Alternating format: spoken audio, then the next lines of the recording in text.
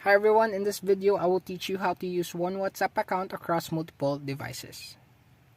And when I say multiple devices, it doesn't just stop on multiple phones, but also it can be used in laptops, tablets, or any device that has a WhatsApp application. Okay, to begin, let's go ahead and open WhatsApp.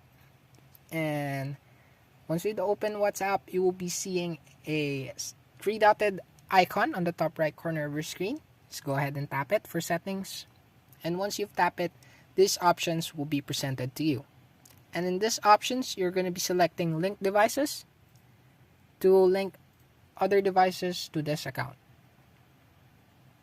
And once you've tapped it, you'll be seeing this screen. And on this screen, there is a link a device button. That is the one that we're looking for. Let's go ahead and tap it. And the system or the device will ask for your password to confirm that you are the owner of this device. And once confirmed, you will be seeing this screen. And as you can see, there is an OK button here right in the middle.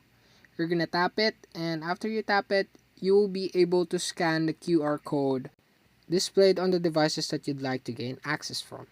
And once done, you now have access of one account on multiple devices.